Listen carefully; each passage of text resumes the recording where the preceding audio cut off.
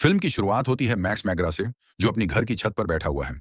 वो अपनी स्केचबुक में अपने घर के सामने का नजारा बना रहा है और नदी के पार दिख रहे फैक्ट्री को उदासी से देख रहा है। थोड़ी देर बाद उसकी माँ मॉली उसे आवाज लगाती है और कहती है कि आकर सामान खोलने में उसकी मदद करे। वो मुस्कुराकर कहती है, ये हमारा आखिरी घर है, अब हम कहीं और नहीं जाएंगे, इस बार नई जिंदगी की शुरुआत होगी। मैक्स मजाक में कहता है, तो ये हमारी नौवीं नई शुरुआत हुई माँ। मॉली हंसती है और कमरे से बाहर चली जाती है। मैक्स एक बॉक्स खोलता है और उसमें से अपने परिवार की पुरानी फोटो उठाता है। उस वक्त उसके पिता जिंदा थे।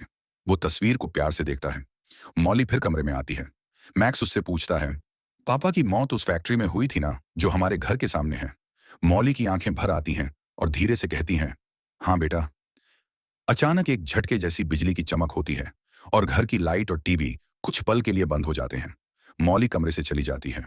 तभी मैक्स नोटिस करता है कि जब वो अपने हाथ हिलाता है तो उसके हाथों से अजीब नीली रोशनी जैसी ऊर्जा निकल रही है, जो टीवी की स्क्रीन पर असर डाल रही है। वो हैरान होकर अपने हाथों को देखता है। अगले दिन मैक्स अपने साइकिल से स्कूल जा रहा होता है। रास्ते में वो रुककर एक पुरानी बंद पड़ी एनटीई के बिल्डिंग को देखता है। उसी वक्त उसकी माँ का मैसेज आता है, पर जैसे ही वो रिप्लाई करने की कोशिश करता है, उसके हाथों की ऊर्जा फोन को प्रभावित करती है और फोन बंद हो जाता है। वो थोड़ा घबराकर फोन जेब में रखता है और आगे बढ़ जाता है। थोड़ी देर बाद एक पिकअप ट्रक से उसका सामना होते होते बचता है। संतुलन बिगड़ने से वो गिर जाता है और उसका सिर जमीन से टकराता है। ट्रक की ड्राइवर तुरंत बाहर आती है और चिंतित होकर झुककर पूछती है, तुम ठीक तो हो? मैक्स मुस्कुराकर मजाक में कहता है, हाँ, मैं हर साल ऐसा ही करता हूँ। वो हंसती है और कहती है, ठीक है, स्कूल के बाद यहीं मिलना, मैं तुम्हारी बाइक ठीक कर दूंगी। मैक्स सिर हिलाकर मान जाता है। थोड़ी देर बाद मैक्स स्कूल पहुंचता है। देर हो चुकी होती है। वो क्लास में घुसता है और अपना परिचय देता है। टीचर उसका नाम सुनते हैं और पूछते हैं, क्या तुम जिम मैगरा के बेटे हो? मैक्स झिझकते हुए हाँ कहता है। क्लास के बच्चे हैरान होकर उसे देखते हैं। टीचर कहते हैं, तुम्हारे पिता बहुत शानदार इंसान थे बेटे।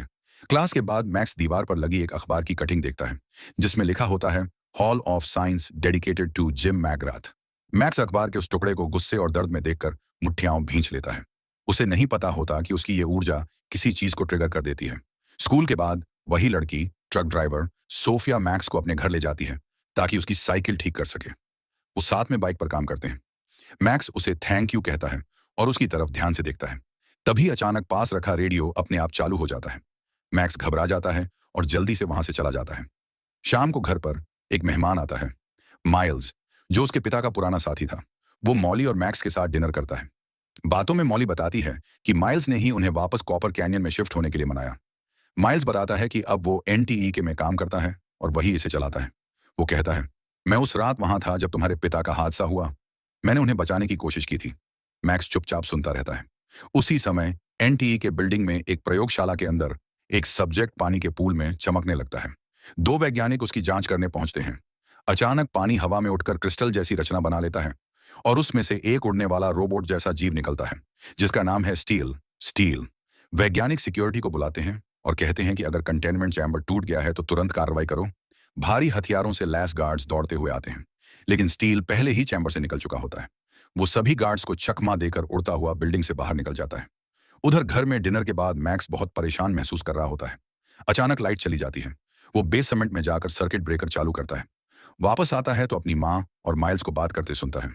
मॉली कह रही होती है, मैक्स अभी बच्चा है, वो ये सब सुनने के लिए तैयार नहीं है। मैक्स के मन में सवाल और बढ़ जाते हैं। रात को मैक्स लैपटॉप पर बैठकर अपने पिता की मौत से जुड़ी बातें खोजता है। वो इंटरनेट पर कुछ पुराने वीडियो देख रहा होता है। तभी उसका कंप्यूटर अचानक बंद हो जाता है। वो झुंडलाकर उसे फिर चालू करने की कोशिश करता है, पर तभी उसके हाथों से नीली चमकती ऊर्जा निकलने लगती है। वो डरकर तकिए से उसे ढकने की कोशिश करता है, पर रोशनी अभी भी निकल रही होती है।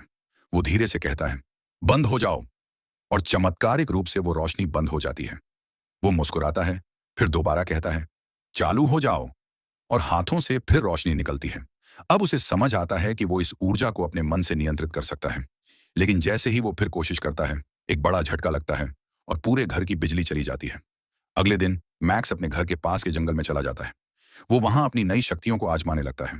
वो नोटिस करता है कि जब वो अपने हाथों से ऊर्जा छोड़ता है तो वो किसी भी चीज को बिजली की तरह चालू कर सकता है, जैसे एक छोटा मोटर या बल्ब। लेकिन जब वो ज्यादा ऊर्जा छोड़ देता है तो वो चीजें जलने लगती। एक बार वो इतना ज्यादा पावर छोड़ देता है कि एक मशीन में आग लग जाती है। वो डर जाता है और जल्दी से वहां से निकल जाता है। अगले दिन स्कूल की कैफेटेरिया में मैक्स बैठा होता है। तभी सोफिया वहां आती है और उससे बात करने की कोशिश करती है। लेकिन मैक्स उसे ठीक से सुन नहीं पाता। पास बैठी एक लड़की गुस्से में कहती है, इतना शोर क्यों कर रहे हो? घर पहुंचकर मैक्स अपने लैपटॉप पर फिर से शोध करने की कोशिश करता है। इस बार वो रबर के दस्ताने पहनता है ताकि उसके हाथों की बिजली लैपटॉप को नुकसान न पहुंचाए। काफी कोशिशों के बाद भी जब उसे कुछ समझ नहीं आता, वो निराश होकर अपनी माँ के पास जाता है। वो कहता है, माँ, पूरे शहर के लोग मेरे पापा के बारे में मुझसे ज्यादा जानते हैं। मुझे कुछ नहीं पता कि उनके साथ क्या हुआ या वो कैसे मरे। मौली थोड़ी देर चुप रहती है और कहती है, मैं चाहती हूं कि तुम्हें सब कुछ बता दूं, लेकिन उनकी कहानी इतनी सीधी नहीं है बेटा। मैक्स गुस्से में चला जाता है। उन्हें पता नहीं होता कि उनके घर के बाहर कोई अज्ञात चीज मैक्स की ऊर्जा को ट्रैक कर रही है। अगले दिन मैक्स साइकिल लेकर थाई रेस्टोरेंट की तरफ निकलता है। रास्ते में वही अज्ञात मशीन या जीव उसकी ऊर्जा को ट्रैक कर रहा होता है। रेस्टोरेंट पहुंचने पर सोफिया उसे बोबा टी पीने को देती है। मैक्स हैरान होकर पूछता है, ये क्या है? वो हंसकर बताती है, ये बस चाय है, पर बबल्स के साथ। दोनों बात करने लगते हैं और उनके बीच एक प्यारा सा कनेक्शन बनने लगता है। सोफिया कहती है, मुझे तुम्हारा एक सीक्रेट पता है। मैक्स घबरा जाता है, सोचता है शायद उसे उसकी पावर के बारे में पता चल गया, लेकिन वो हंसकर कहती है, मैं बस जानती हूं कि तुम स्कूल में सबको देख तो लेते हो, पर किसी ग्रुप का हिस्सा नहीं बनते, इसलिए मैं तुम्हें शहर घुमाना चाहती हूँ। वो उसका नंबर मांगती है, लेकिन जैसे ही वो फोन निकालती है, फोन काम करना बंद कर देता है। उसी पल मैक्स को महसूस होता है कि उसके अंदर ऊर्जा फिर से बढ़ने लगी है। वो घबरा जाता है और बाथरूम में भाग जाता है। वो अपने सीने पर हाथ रखता है, वहां से नीली चमक निकल रही होती है। वो दर्द से चीखने लगता है और कहता है, रुको, बस करो। पर इस बार वो कंट्रोल नहीं कर पाता। वो जल्दी से बाहर निकलता है, सोफिया से माफी मांगता है और वहां से भाग जाता है। वो जंगल की तरफ भागता है, फिर साइकिल छोड़कर पैदल दौड़ने लगता है। उसके शरीर से बिजली जैसी किरणें निकलकर आसमान में जा रही होती हैं। वो जोर से चीखता है, दर्द और डर दोनों में। अगले दिन सुबह मैक्स अपनी बिस्तर पर आंखें खोलता है। वो राहत महसूस करता है कि उसकी शक्तियां रुक गई हैं, लेकिन जब वो उठकर देखता है तो उसके कपड़ों और चादर पर जलने के निशान बने हुए हैं। उसके सीने पर भी अजीब नीली चोटें हैं। वो सोच में पड़ जाता है। तभी उसकी नजर एक उड़ने वाले रोबोट जैसी चीज पर पड़ती है, जो उसके कमरे में मंडरा रही होती है। Hello max. मैक्स चौंक कर पूछता है, तुम कौन हो? वो जवाब देती है, मैं एक सिलिकॉन आधारित जीवन रूप हूं। किसी ने मुझे नाम दिया है स्टील। स्टील, मैं यहां तुम्हें बचाने आया हूं, जो भी तुम्हें मारने की कोशिश कर रहा है उससे। स्टील उसे बताता है कि जो ऊर्जा मैक्स के अंदर है वो टैचियन एनर्जी है, और वो बहुत शक्तिशाली है। मैक्स और सवाल पूछना चाहता है, लेकिन स्टील बार बार किसी और चीज पर ध्यान देने लगता है। उसी वक्त मौली दरवाजा खटखटाती है। मैक्स, क्या हो रहा है अंदर? मैक्स जल्दी से स्टील को लॉन्ड्री बास्केट में छिपा देता है। वो दरवाजा खोलता है और कहता है, कुछ नहीं माँ, बस एक बुरा सपना देखा था। मौली कहती है, ठीक है, जल्दी करो, स्कूल लेट हो जाओगे। वो चली जाती है। स्टील फिर बाहर निकलता है और कहता है, मैं तुम्हारी मदद कर सकता हूँ। अगर तुम चाहो तो मैं तुम्हारे शरीर की ज्यादा ऊर्जा को सोख सकता हूँ। वो उड़ते हुए सीधे मैक्स के सीने में समा जाता है और उससे ऊर्जा खींच लेता है।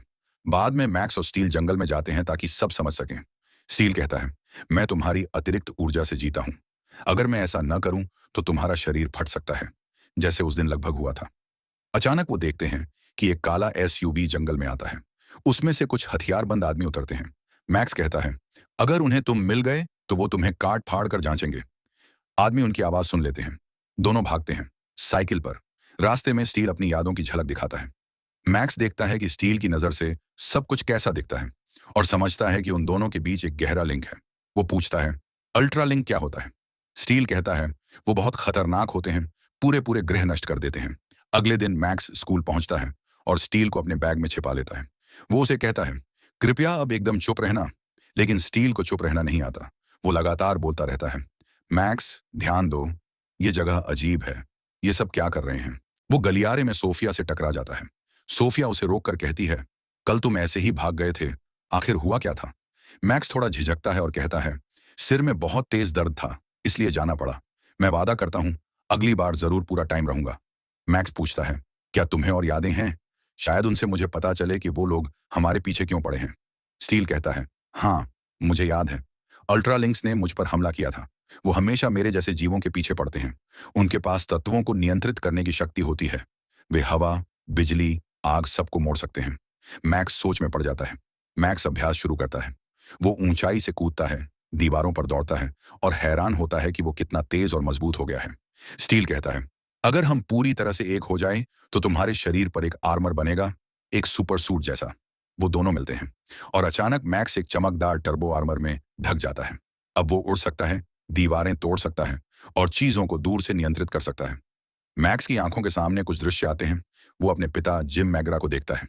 स्टील धीरे से कहता है, तुम्हारे पिता की मौत किसी तूफान से नहीं हुई थी, वो अल्ट्रालिंक्स का हमला था। मैक्स हैरान रह जाता है और कहता है, मुझे माइल्स से बात करनी होगी। मैक्स कहता है, मुझे तुम्हारी मदद चाहिए। मुझे एनटीई के जाना है, पर मुझे रास्ता नहीं पता। क्या तुम मुझे वहां ले चलोगी? सोफिया बिना कुछ पूछे सिर हिलाती है। बैठो। रास्ते में मैक्स उसे बताता है, जब मैं छोटा था मेरे पिता की मौत हो गई थी।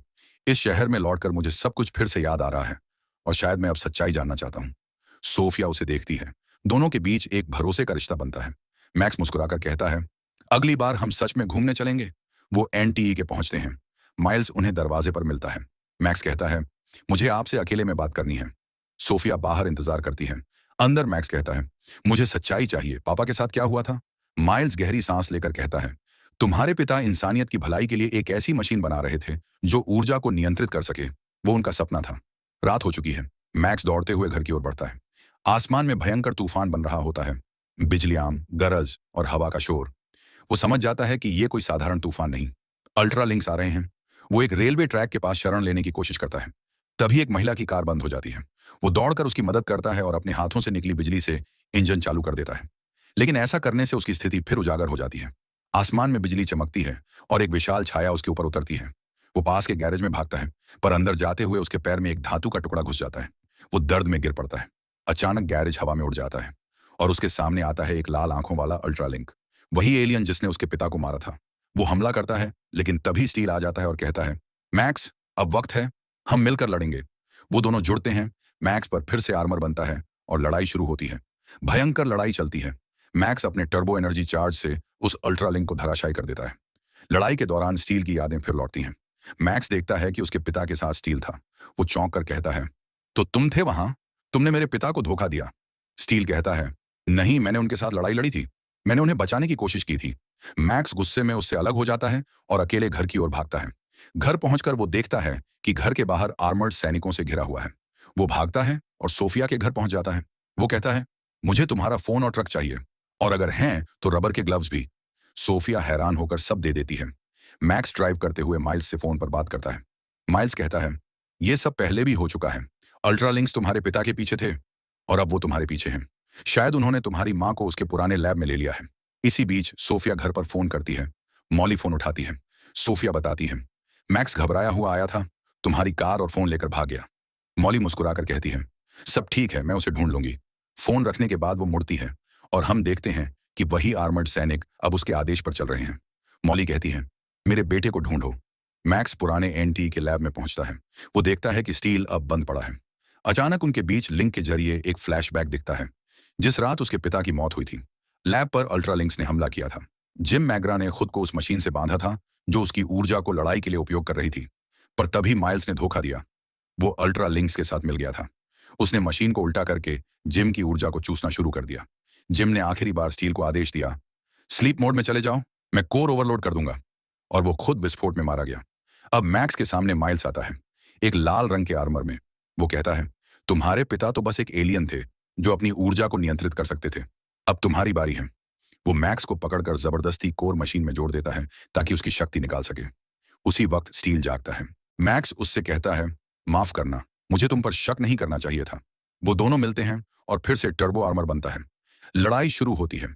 मैक्स और माइल्स के बीच जबरदस्त मुकाबला होता है। तभी बाहर से सैनिक आते हैं और माइल्स पर फायरिंग करते हैं, पर उसकी ताकत के आगे सब बेअसर होता है। माइल्स मैक्स को दीवार से चिपका देता है। मैक्स अपनी आखिरी ताकत जुटाकर अपनी सारी टर्बो एनर्जी माइल्स की ओर भेज देता है और वो जोरदार धमाके के साथ फट जाता है। मैक्स और स्टील गिर पड़ते हैं, बेहोश लेकिन जिंदा। थोड़ी देर बाद मॉली वहां पहुंचती है। वो मैक्स को गले लगाती है और कहती है, अब सब जानने का वक्त है। वो बताती है कि अल्ट्रालिंक सालों से उन्हें खोज रहे थे, इसलिए वो बार बार शहर बदलती रही।